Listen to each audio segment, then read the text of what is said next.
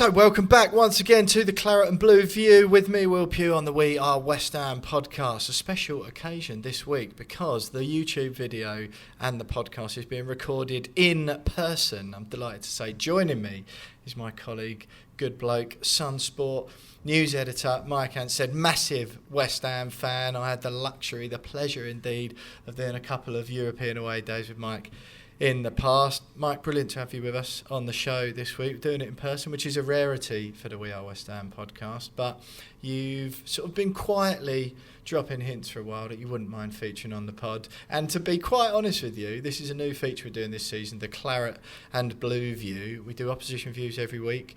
You were actually the main inspiration because you always say to me most weeks, you know, when are we coming on and what West Ham fans are you getting on? And I realised we don't actually do much of that. It's just me and James droning on at each other every week. Thought we'd get some different voices in. You're on the list early doors. We've had Big Dave on, of course, Big Dave Show, you know. First of all, how are you doing? Thanks for coming on.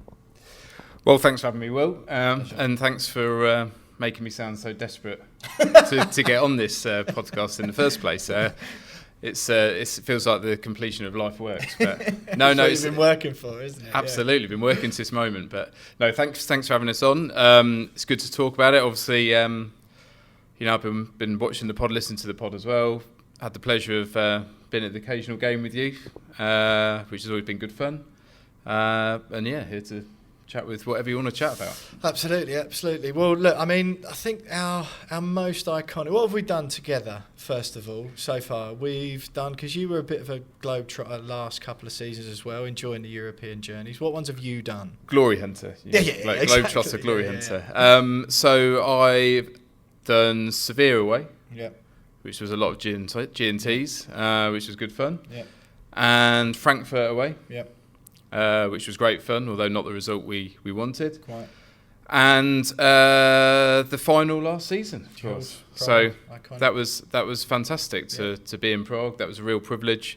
We had lots of fun, didn't we? We did. I think I was just thinking we raised a glass at all three of those trips, didn't we? Absolutely. I think sitting in the Real Betis bar after Sevilla away, you, one of your mates, my dad, and then who is now, who's come on the podcast, he was a Claret Blue View a few weeks ago, Dave Shull, Jay's dad from In Between Us. Absolutely. As most people know, it was thanks to you that he's sort of now one of the gang. You just randomly rocked up. We'd arranged to meet up after the game, hadn't we? We weren't sitting right next to each other, but close enough at Sevilla. And and you just rocked up. Right, we'll meet you at this Real Betis fan bar later. A few beers. Yep, sounds good.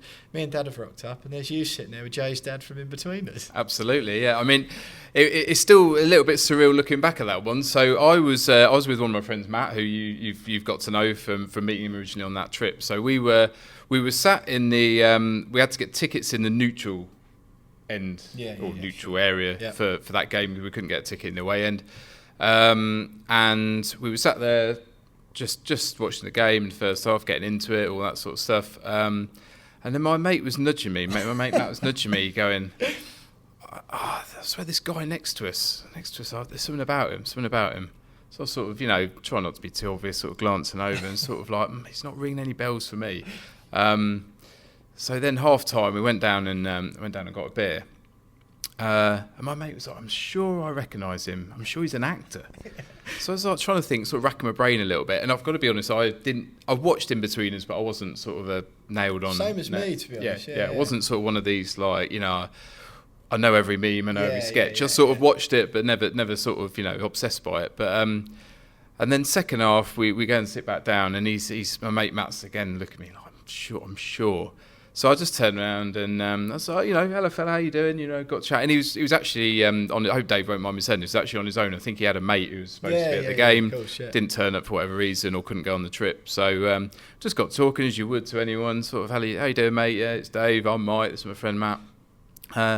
Talking a bit about West Ham, obviously, you know, trying not to be too obvious as West Ham fans in this neutral area that was mainly home fans. For a living? Exactly. So, and then I can't remember how we dropped it in, but it was quite quick into the conversation. He was like, oh, you know, I don't know if it's like to get time off or what do you do or whatever, but he's like, he asked us what we did, and then we sort of dropped in. So once he's asked that, it's like, he's like, oh, I'm an actor.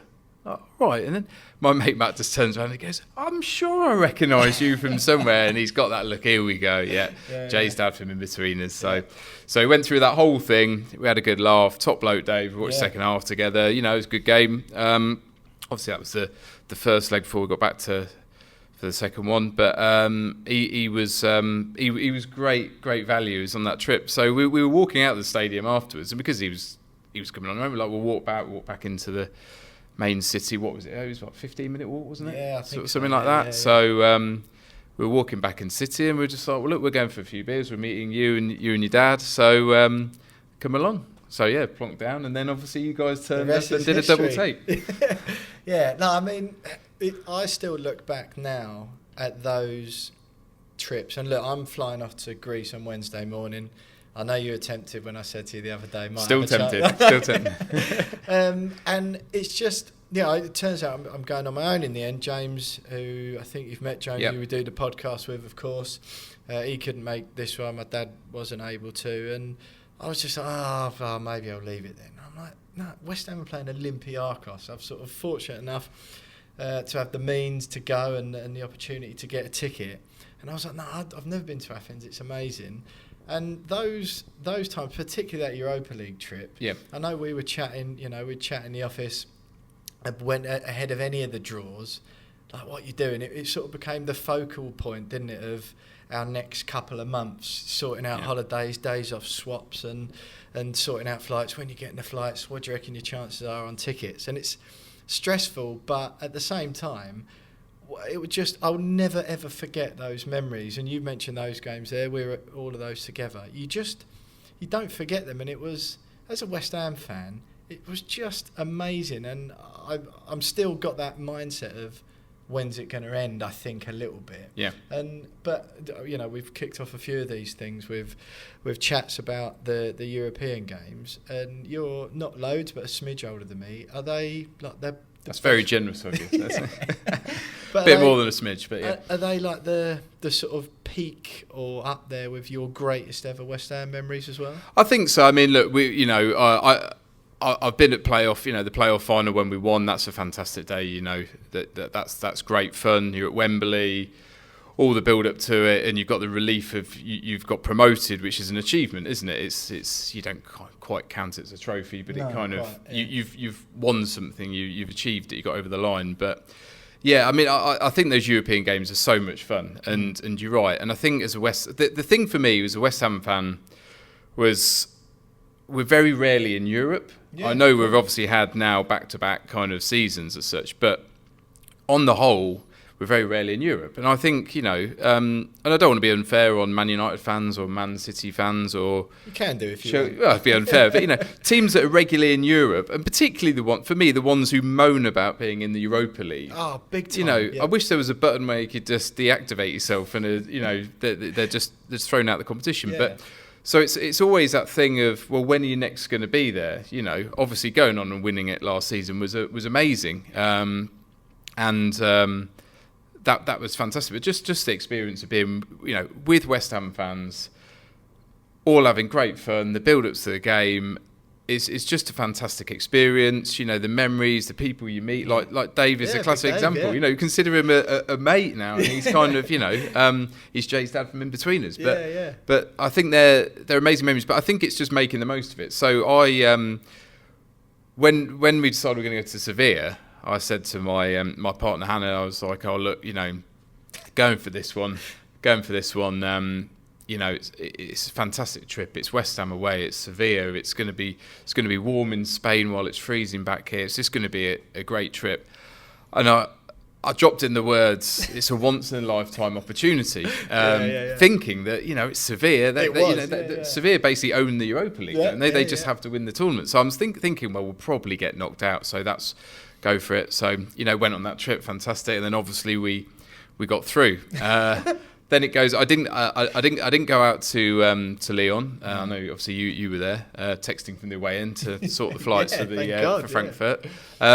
So I felt I played my role in that one, definitely, even if it was just on Skyscanner. But and then it was like, right, we've got to go to Frankfurt. In fact, I actually just booked my flight while that second half was going on.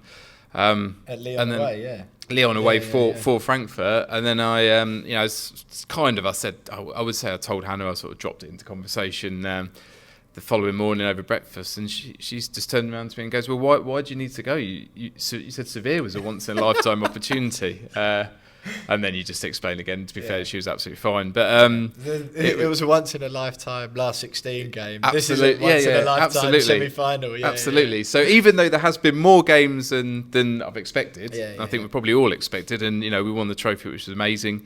I think there's always that thing nagging you back of your mind. Well, this current campaign that we're in now, back in the Europa League, it could be. We might not be in Europe for another 10, 20 years after that. You just never know how it's going to play out, particularly with our club. So, yeah, fantastic memories. Great spending time with you on the road and your dad. And like I say, like my friend Matt came along, Dave, and all sorts of other people. Obviously, like Andy Dillon from work, his brother David, all those kind of guys just in on the road. So. Yeah, it's amazing. It really is amazing. And I still am sort of pinching myself. But it is very much that. I'm definitely not in the mindset, although I do feel West Ham, it seems more sustainable this time round. It seems like we're run properly. Moyes, in my opinion, everyone will know, listens to the podcast, icon. It just feels like it's not as much of a flash in the pan as the odd good season we've had in the past, but I'm still not convinced enough of that to go, I'll give Olympiacos a miss because, no one else can make it or whatever, or... some of the games that come up, if we hopefully do get through to the knockout stages, I still won't be going, you know what, I'll park this one because, I'll wait till next year. There's Absolutely, none of that. It's still no, do it, because if we are out next year and the most exciting thing in the season is Crystal Palace away. Absolutely. It's not quite as... But look, Mike, I ask everyone the same question on the Claret and Blue View. Obviously, sort of those recent Prague memories, I still love talking about those. You were obviously at that game as well, and we had different experiences of it afterwards because I just found it a bit overwhelming. But your West Ham journey, like I say, we've had various different people on this segment of the podcast this season. I've really enjoyed it, talking to different people, learning about how they got to supporting West Ham, whether it's a family condition like mine is, or we had Reece on a few weeks ago. All his family are Gooners, and he just picked West Ham out when he was a youngster. Dave, as we know, is all over America trying to support West Ham from afar. So how did you get into it in the first place, and what has sort of support in West Ham looked like for most of your life? So, I mean, you might tell I've not necessarily got a Essex or East London accent. So I'm originally from Leicestershire, place called Kibworth, near Market Harbour, but Leicestershire. I think that's the first time I've ever heard of that town. Probably is, yeah. I'm not sure it'll come up again on the podcast, but so I grew up surrounded by mainly Leicester fans. But my dad is originally from East London, Essex. He ended up moving to the Midlands in his early 20s, I think. Met my mum, and they've settled there ever since. So probably when I was at school, it was a kind of, you either go Leicester or you get pushed in another direction.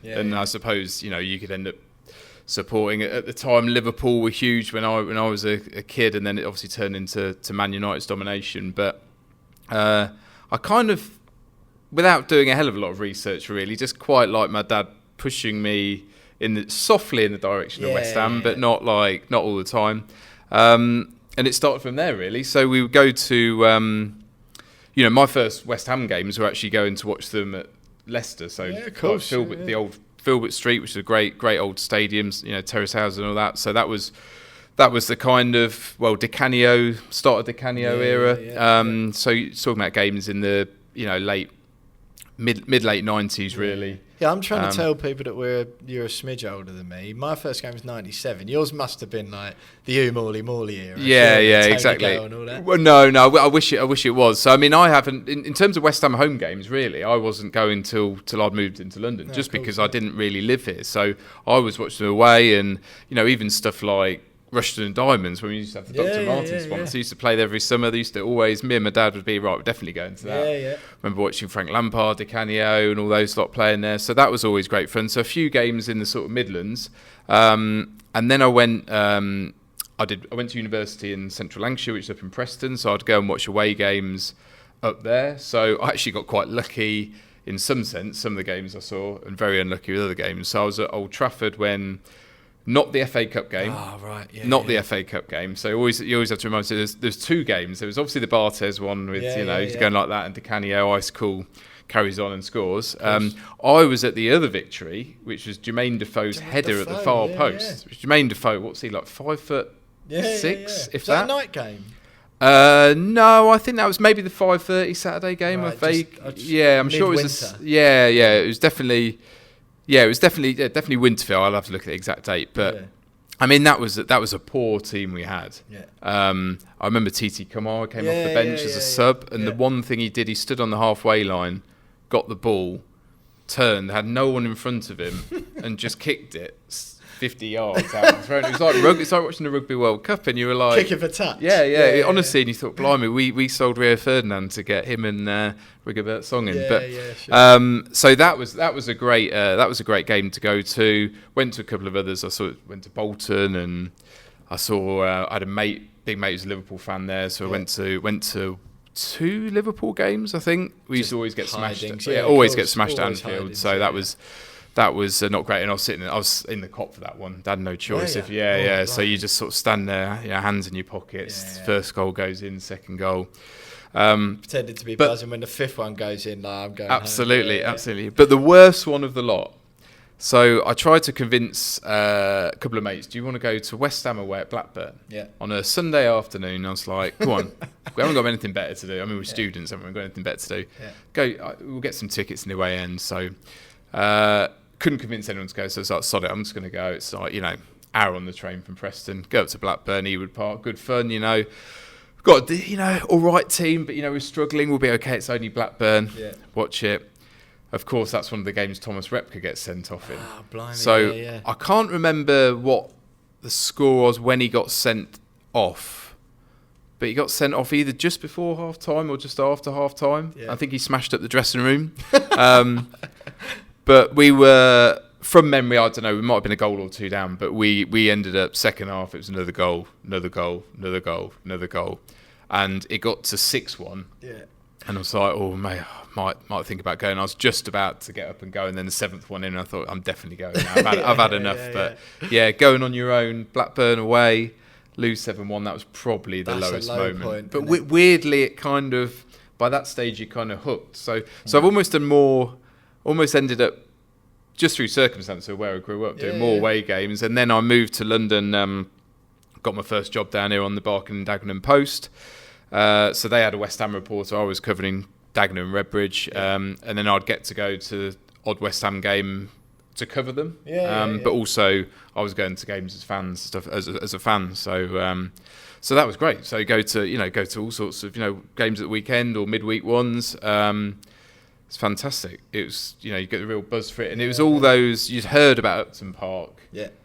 And you'd heard the stories, but until you're there on a midweek night, getting off the tube, Green Street, all the chaos and the noise and the smells and the lights, it's fantastic. And if you're not hooked by that point, you're never going to get hooked. I've never had a season ticket. Yeah. A lot of it because of work, because doing a lot of weekend work and either covering matches or working in the office. How we put the website and newspaper and whatever else together. But try and go as often as possible. And away trips as well. So, but love it. Yeah. I'm not going to sit here and go, I'm the hardcore number one West Ham fan, which I'm not. But that doesn't stop you loving the club and loving everything about it and the highs and lows. Yeah. Well, that's what we've said this a few times. It's almost easier in a way. Well, of course it is, not in a way, but it's easier for those of us who grew up in East London or Essex or whatever, and the ground was 45 minutes or an hour away from where we lived, and it's just become more of a habit. My dad supported West Ham, so you get taken early doors. There's less, other than the actual football being difficult to watch, there's less difficulties sort of around going to West Ham. So I sort of, the older I've gotten, the more people I speak to, you realise that, because I used to be probably a little bit snobby with that sort of thing. Sort of match-going fans I used to sort of consider to be, I don't know, just a bit elevated. But it's not that easy for everyone, is it? And, living all the way up the country in Leicester or whatever, like I say, Big Dave's over in America. I was lucky enough to go to Australia in the summer and meet the guys at the Adelaide Hammers. They get up at 4:30 in the morning and watch West Ham games. They are bigger fans than I am. I went, so I did a bit of travelling between finishing uni and then getting actually waking up to reality and getting a proper job over here. But I spent a bit of time in Australia, and so that would have been 2002, 2003 season. And I remember getting up over there. There was a Monday night game we played Southampton, and so it must have been 8 o'clock kickoff here. Yeah. So it would have been getting up. I remember getting out of bed in this hostel at silly o'clock, but it was probably say kickoff. It must have been 9 a.m. kickoff. 9 or 10 hours ahead, yeah. Yeah, 9 a.m. kickoff probably. So and then you go into these 24-hour bars that they have this is in Sydney where I was. So you go and get a beer. You got a few stragglers there watching this and nursing a couple of pints, watching this going through. And it was that game. I think was 0-0 till the 92nd minute, and I'm sure James Beattie slid in to score one. I think I just looked at myself and thought, I've got up on my own to go to the pub at 9 a.m. To watch this, and just a 90. But I mean, hey, I'm like, I wouldn't have changed my choice. But I'm like fairly pissed on like a Tuesday morning. Yeah, slightly depressed, and it's not even midday yet. James Beattie's ruined my day. Yeah. No, I mean, it's great for me. You hear sort of from more and more people either listen to the podcast all over the world. We've got listeners all over the place, which is great. And I just think the older you get, you realise life gets in the way a bit more. When I was young, it was all I cared about really was West Ham. And it wasn't so much of a thing you chose to do. It was just sort of part of our routine. Like, I think my dad, I don't really know how he got away with it now I'm a bit older.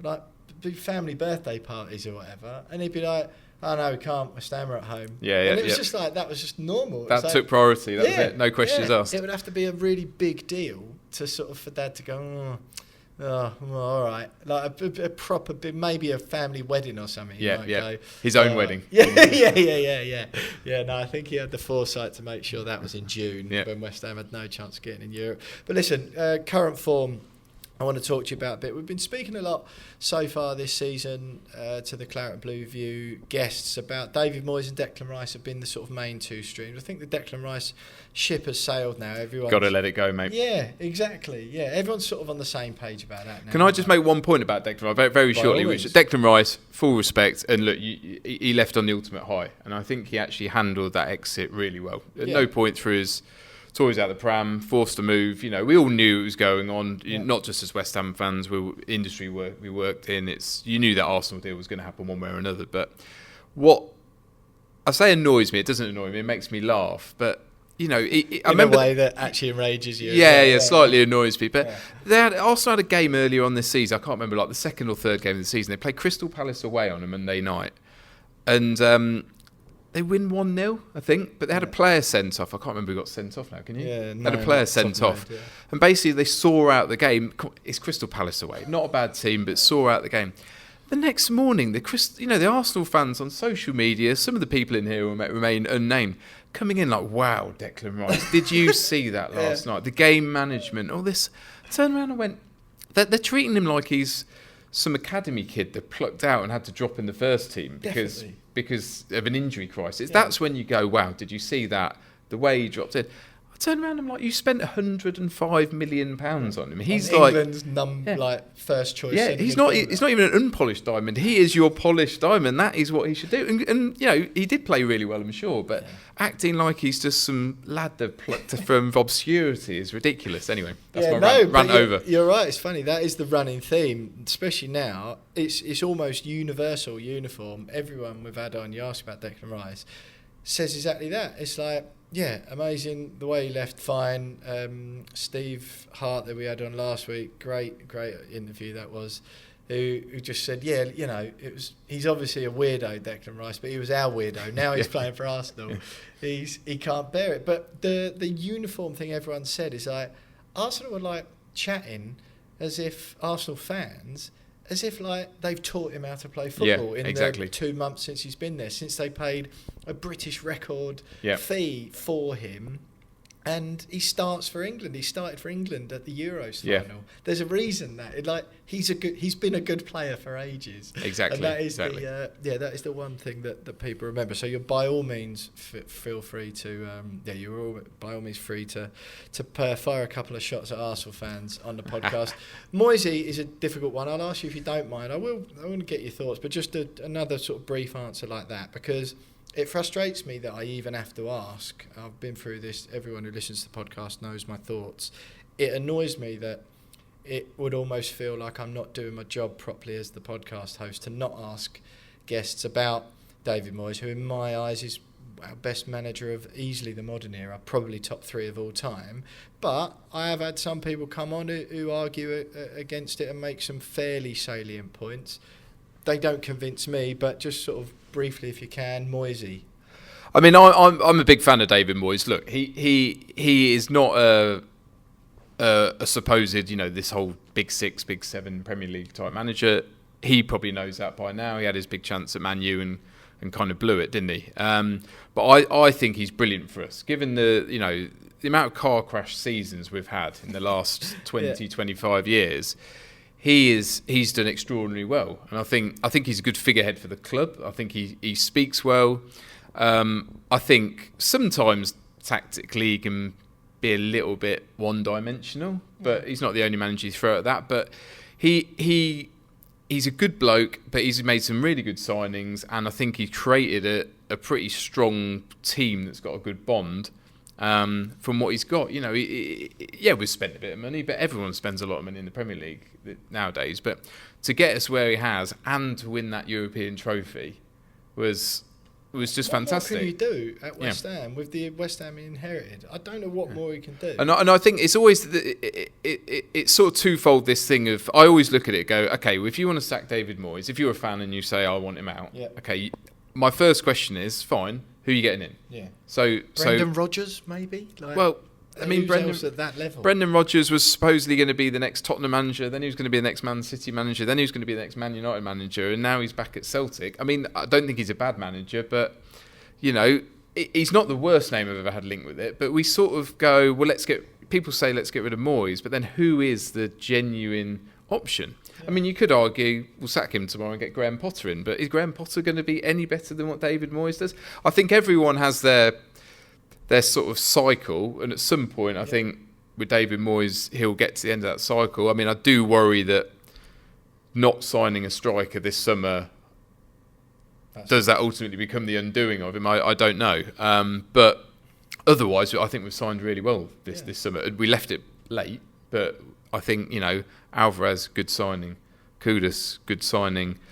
Ward-Prowse, good signing. I think like Emerson, no one really giving him credit. Amazing signing, I think. Great turnaround. Looks great. Zuma's still playing well. Yeah, I think Soufal this season's been solid as well, because obviously he was sort of dipping in and out of team last season. Zuma, like you said, I mean, he's taking on the captaincy really good. He was a bit rotten at Villa yesterday, if I'm being quite honest, but he certainly improved. But he's got some really solid players in there, and I think you're right. You said towards the start of the podcast, you feel quite proud of this team at the moment. Definitely. You feel there's something really to get behind, whereas there's been so many seasons in my lifetime where you just feel they're these really quick chapters, crap manager in, buy some crap players, sack the crap manager, and then try and sell the crap players for far less money than you paid for them, and repeat. Yeah. And we've had that far too many times. It's totally, it just feels different. What you say about having a team to be proud of, it feels sustainable. And I've never enjoyed supporting West Ham ever in my life as much as this for as long. I've had those flashpan seasons. Pardew had a good year, didn't he? Bilic was obviously good last year up to par. Redknapp, decent in spells, one good year under Glenn Roeder. But it's all flash in the pan stuff. I've never had seasons on the bounce where I go, yeah, this is good this year, I'm loving it. And it's probably half a chance it might be good next year. I totally agree. Right, look, we've got a couple more sections left, Mike. You know already about Claret You, which is the new term that Joey Brophy from Heineken coined a few weeks ago for us. He works in PR. I was calling it Speaker's Corner. Has he got copyright on that? Has he? Yeah, he did. Yeah, he tried to claim it, but I did show him the podcast account, and then he wasn't interested. Yeah. But yeah, so the floor is yours. It is coming up later on when you get your 90 seconds or whatever to put across any rogue point or point that you feel quite strongly about West Ham and have done for a while. Your time to air it is coming up. Before that, I just want to give you sort of a chance on the topical stuff to have your say on whatever you like, really. The flavour of the week this week, obviously we're fresh off the Aston Villa game and that disappointing defeat. 4 unbeaten games before that, so holistically you'd probably take where we are in the table now. You would have taken that at the beginning of the season with the games we've had. Mikel Antonio, me and James went two-footed in on him at the beginning of the podcast. There's been some questions about Souček. He seems to be playing his way back in, but is there room for improvement there? Maybe it's the tactics. He still tends to play Alvarez, Souček, Ward-Prowse. Kudus is still on the bench. You pulled me up when I questioned Souček yesterday. Yeah, well, exactly, because exactly that, and any of those topics seem to be contentious. I think with Souček, I love Souček in his first season. I thought he was absolutely brilliant, and I still think he is a very valuable member of the squad. I just sometimes find him a bit one-dimensional in the middle of that park, and I'm kind of think it's great when he chips in with a few goals. I think it's fantastic. You know he's going to get stuck in. I just feel a little bit like he's kind of dropped down a level, and he sometimes just doesn't.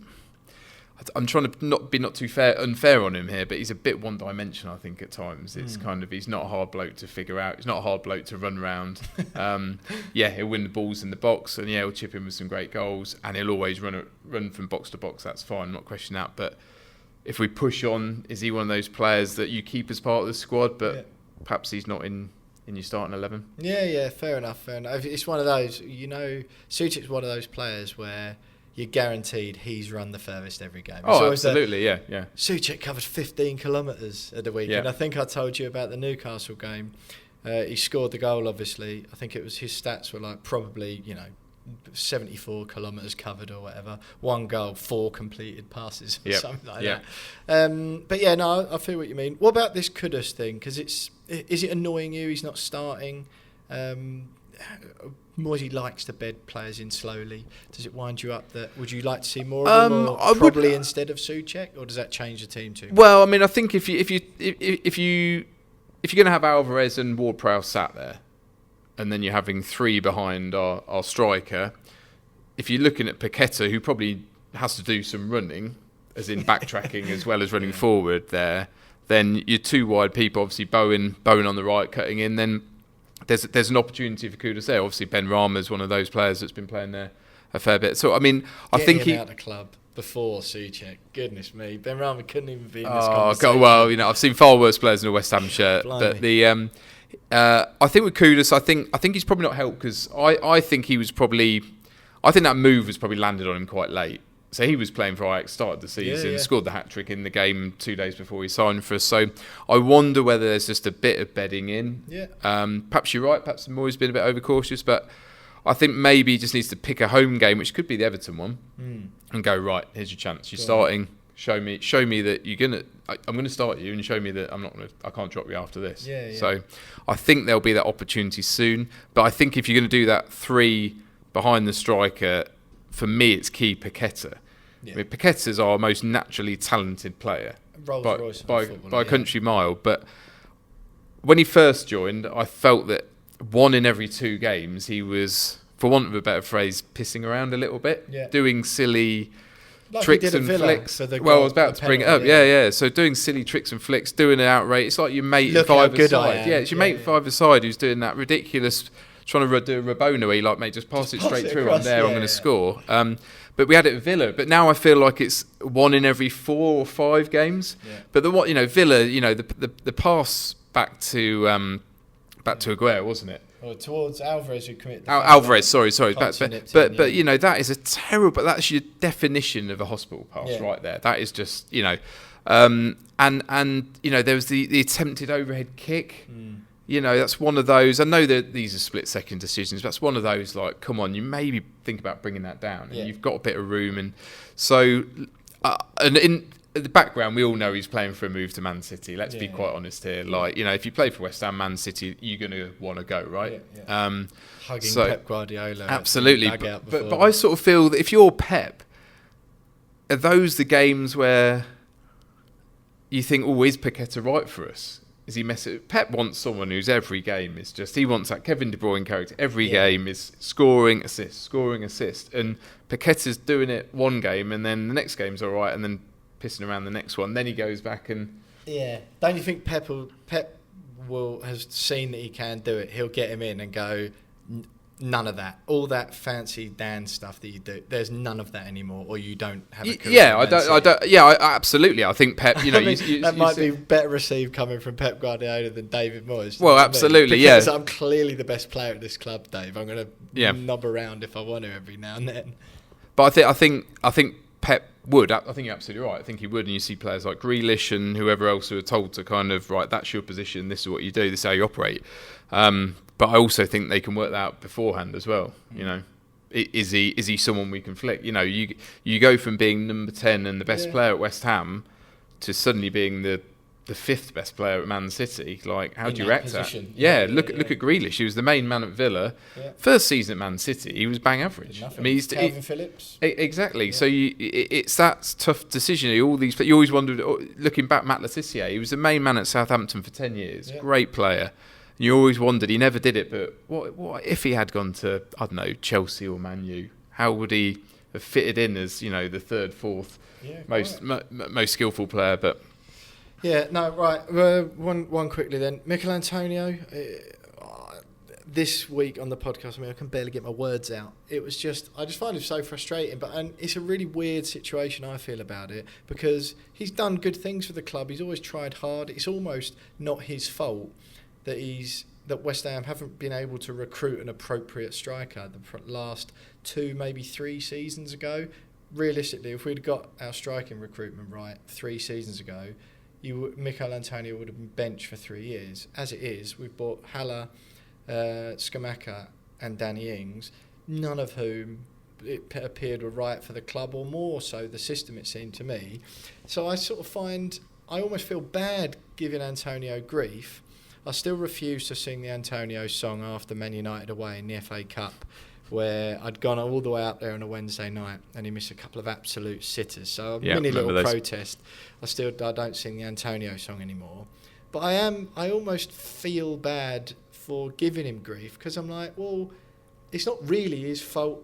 He shouldn't be there. He shouldn't be playing and West Ham's number 1 centre forward for a team who want to finish in the top 6 of the Premier League and do well in Europe. Yeah, I agree. Look, I think Antonio has been fantastic for us over the years. Been there, and we bought him as was he almost like a right wing back, basically, from Forest, and he kind of then back under Bilic. Yeah, exactly. And then he's kind of ended up centre forward and stayed there. But I think if we put Antonio for one side, I think, look, he's not the Premier League's greatest centre forward. He never will be, and he won't claim to be. Yeah. I'm not quite sure if he's not centre forward where his position is now. Is he 33? Yeah. I don't even know. Is he a winger anymore? But you could probably, I wouldn't mind him as a backup to Bowen. Yeah, but I think the key thing for me, our recruitment on the whole over the last 20, 25 years is probably one good signing out of 4 to 10. I'm probably being generous, 1 in 4. But how I think we talk about the great things with Moyes and how the club's moved on, and you're right, the word sustaining was quite good. But one thing you can't sustain is having big money strikers. And I'm looking here particularly at Haller and Scamacca, who you mentioned, and basically the moment they start drifting a little bit, we almost, that's it, on the bench, give up on them, they're done. And get Mikhail back in. Yeah, exactly. And behind the scenes, it's not just kind of, mate, you need to score a couple more in training. It's got to be the psychology of it all. It's got to be home life. Is he settled? If he's got family, are they happy? If he's got kids, are they happy? Is he in the right house? What's he doing when he's not training and playing matches? And I can't believe, you're not going to get every signing right, but we just seem to have this I call it policy, it's not a policy, but we have this way of signing these great strikers, and look what Haller and Scamacca's doing right now. I noticed he was starting at front for Italy at Wembley the other night against England, so he must be doing something all right. But how we managed to get hold of these people, be willing to spend good money on them. We've got a scouting team and saying this is the man to buy, and then seemingly it feels after about half a dozen games we go, he's not right for us. And at that point, someone within the club, not necessarily Moyes, someone behind the scenes, grab hold of it and go, right, let's work this out. What's going wrong? Let's figure out what's going wrong. Is it a fitness thing? Is it a psychological thing? Is it a family thing? Is there something not right here? And then if there is something not right, how do we fix it? And let's get the best, rather than this. I mean, you've seen those lists of the terrible strikers we've bought. It's down to about 50 now, isn't it? There's a couple of people on there I've completely forgotten about. But so going back to Antonio, he shouldn't really be in the team, but he is, because he's kind of like the only man standing. Like you say, Ings is there. You've always got the fitness worries about him. He hasn't really performed much for us since he's been there. So that's my big worry this season, is I think we started well. We were terrible for most of certainly the second half against Villa. And I worry particularly, Antonio has got a history of picking up injury. Ings has obviously got big injury history. That one of those goes and then we really strike alike, because I'm not sure. I mean, maybe that's where Kudus comes into it. So that's what James keeps saying on the podcast anyway. He's just got this annoying thing. It's like he's bought him in the position where we've got an embarrassment of riches, if you can include Pablo Fornals as part of that. Or Pablo Fornals and Said Benrahma, as part of that. Never forget that semi-final goal. No, I actually meant to say Benrahma then. I had Fornals in afterwards. I rate Fornals. Obviously, he'll go at the end of the season. He's rejected the new contract. That's fine. Great memories. Always put his best in whatever. But yeah, I'm not quite sure. Look, Mike, got two more bits to cover left on the show. As we've mentioned already, it's Claret You, which is your Speaker's Corner style thing. That'll be next up, and then I'll get some sort of final thoughts from you about what success looks like this season.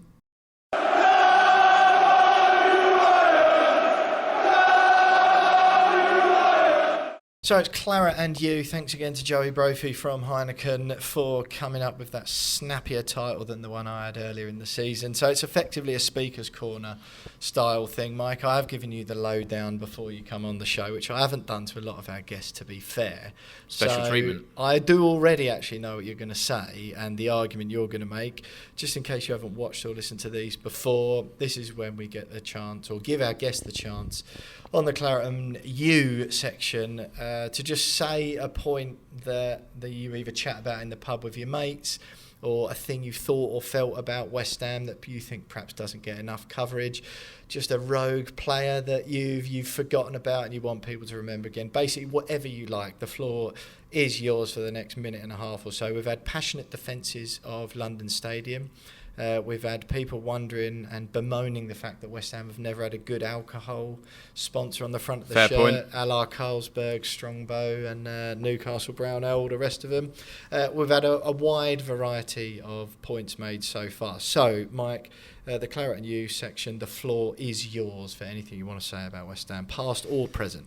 So I know when I mentioned this, you sort of raised your eyebrows and you thought, where's he going with this one? So, I mean, there's all sorts of things you could talk about here. Great players, terrible players, but this one always eats away at me for some reason. So, you know, whenever a Premier League manager is sacked, Of course, yeah. and then you get the odds list and it comes in, and everyone makes the same joke. Oh, it's Big Sam. Yeah. It's, Pulis. yeah.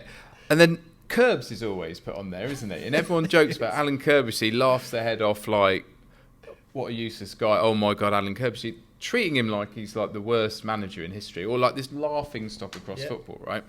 So I sort of always think, it nags away at me. I think, why is Alan Curbishley on that list in reality? The joke list. Almost. Yeah, the joke list. Yeah. I get why Big Sam's on there. Not a bad record, but terrible football, and he just takes the job because he wants the £1 million bonus for keeping you up and goodbye. But and there's some other terrible managers, people who haven't managed for like ages, including Curbishley. But so what annoys me is, my question here is, how bad was Alan Curbishley? I mean, that's it. How bad was Alan Curbishley? How bad was Alan Curbishley?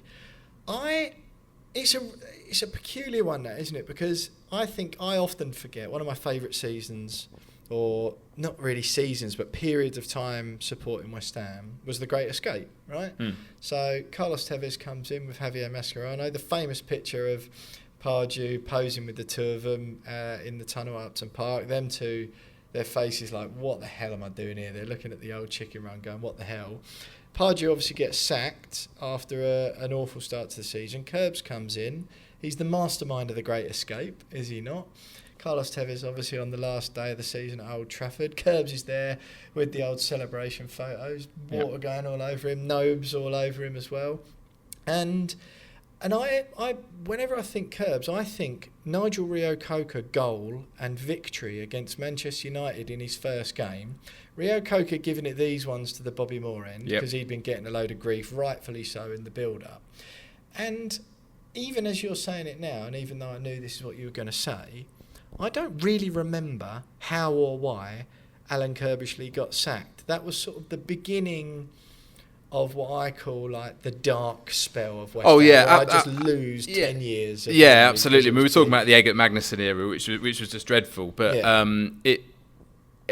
so I basically had to go away and look at this. I thought, am I going mad? You weren't sure of yourself. Exactly. I had to go back. I was fairly sure of myself. So right, let's start. Alan Curbishley. Let's remember, Alan Curbishley essentially only managed 2 clubs. Yeah, of course. I mean, for a long managerial career, he was a manager. I think he was number 2 at Charlton. Right. In the sort of early mid-90s when they used to do the old school joint managers. But basically, I think he did Charlton for what I think was about 11 years. Okay. Which was a hell of a stint, right? You've got to be doing something right. I thought it was longer than that. And let's remember Charlton are Charlton, right? They're just at the moment a League One side that kind of feel like they should be in League One or certainly a Championship level team, right?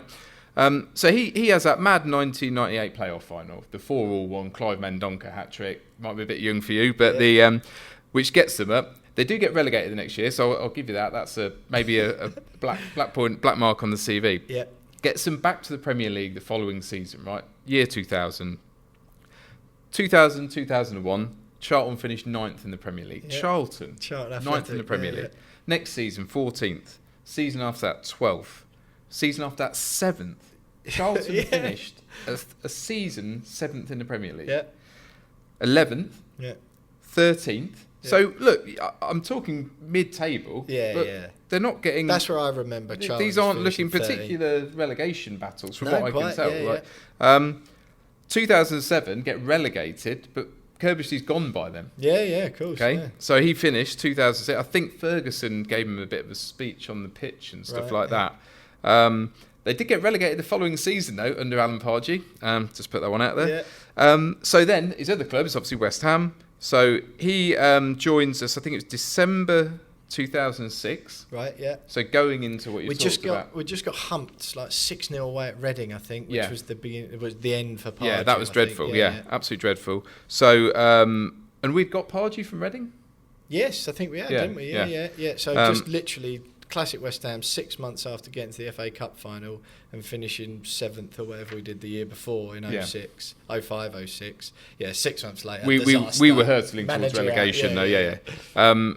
So joins us December 2006, all the way through to what you say is the Carlos Tevez game, where we won. So we won 7 of the last 9, which is insane form for a pretty bang average team. That was, apart from Tevez, keeps us up. 2007, 2008, we finished 10th. We spent a bit of money. Yeah. If you remember all those mad signings, the Kieran Dyers, Craig Bellamy came, and all that sort of stuff. Julian Forbert, yeah. Real Madrid legend, Julian Forbert. So, but 10th, we finished above Spurs that season still. Yeah. Not too bad. 2000, this was the season we were talking about, 2008-9, he was gone by September. Right. So he did about 3 games and then had a row over signings. Apparently George McCartney was one of them. And Anton Ferdinand and George McCartney left. I thought George McCartney just did alternative years at Sunderland and West Ham. But I think one of the big things here that we would have been a lot better as well. So Dean Ashton and Craig Bellamy essentially had 2 years together at the club. Yeah. Two full years when they were both at the club. They played 5 games together. Yeah. 5 games. Like Bellamy was as much as he was a little terror on the pitch, he was a class player. He was amazing. Class player. Yeah, we didn't have him long enough. And Dean Ashton, probably one of my favourite West Ham strikers of my living memory. Yeah. Class act, and it's just crying shame what happened to him with injuries. Yep. But those two, imagine Ashton as your classic number 9 and Bellamy the sort of Buzzing around 10 buzzing around. Yeah. Those two would have been unstoppable, and I think we would have finished far higher than 10th. But my overriding point here, and look, I've got no relation to Alan Curbishley. I've never met the bloke. I've been in press conferences with him, but I don't claim I'm not in his corner particularly. But on this, I am. Why he is considered one of the joke managers on those betting odds lists is, I find, astounding. Yeah. He actually doesn't really get any respect, it seems. And I think he was quite snobby. I think perhaps he wasn't accepting after West Ham. He should have probably taken a decent championship job, rebuilt his reputation. Yep. So, that's his decision. Perhaps he regrets it, perhaps he doesn't. But how, and I'm looking at this, apart from getting relegated with Charlton, which, to be fair, they probably were bookies' favourites to get relegated. Every season, but then he got them straight back and had that run. I'm struggling to see much failure on that entire CV, and he's considered a joke manager. So look, I won't go on any further, but Alan, I've got you back on this one. You are not a joke manager. Absolutely. And again, another thing I'm absolutely delighted about this season is introducing this section. I don't think I've thought of Alan Curbishley for about a year, probably. The last time his name even crept into my consciousness. And I would never, if you'd have said to me, where did we finish the season after the Great Escape, I would have had no idea that we finished 10th. And like you say, above Tottenham.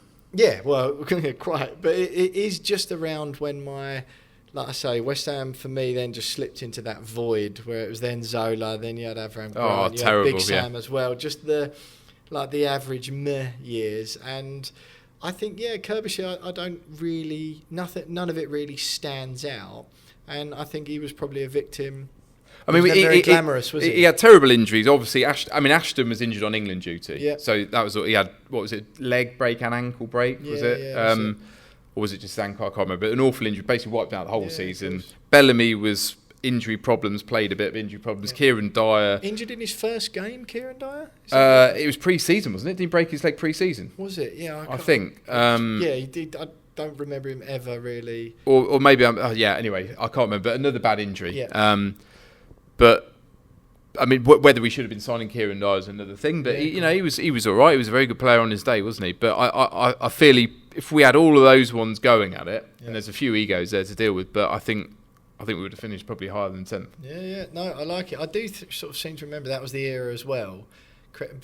People might get on and correct me if I'm wrong, but it was when things were so tragic off the pitch, we had to cover up our XL.com sponsor. That was sort of the era when it was just, we were still a bit of a joke sort of club, and I think perhaps you're right. Perhaps Curbs is a victim of that, and a victim of just not being that glamorous. But one thing I did find interesting when you were sort of telling me your findings before the podcast was the fact that Alan Curbishley, after having played for the club, then gone on to manage them, talking about how proud he was to do it, then sued West Ham afterwards for constructive dismissal, and literally was awarded £2 million or whatever the figure was, basically because West Ham sold George McCartney and Anton Ferdinand from under his feet. But George McCartney, I remember when he went, I was gutted. He was an absolute wizard of a left back. He was a solid left back, wasn't he? He was one of those that you didn't mind him being in the team. He's a bit of a Cresswell, type, wasn't he? Solid, he's going to do a job. Yeah. Nothing beyond that. But absolutely.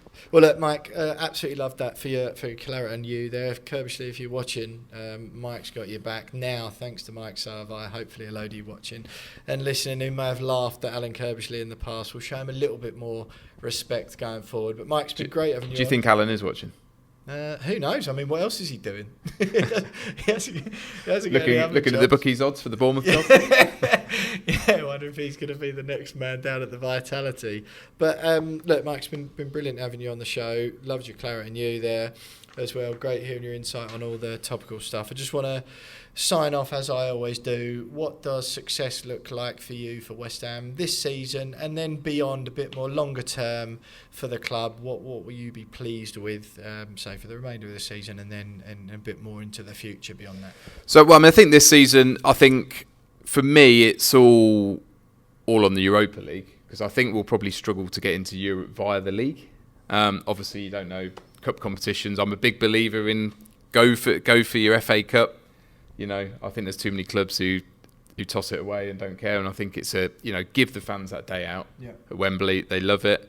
And also, if it gets you into Europe, that's fantastic. So let's make the most of Europa League. I mean, we've done pretty well so far.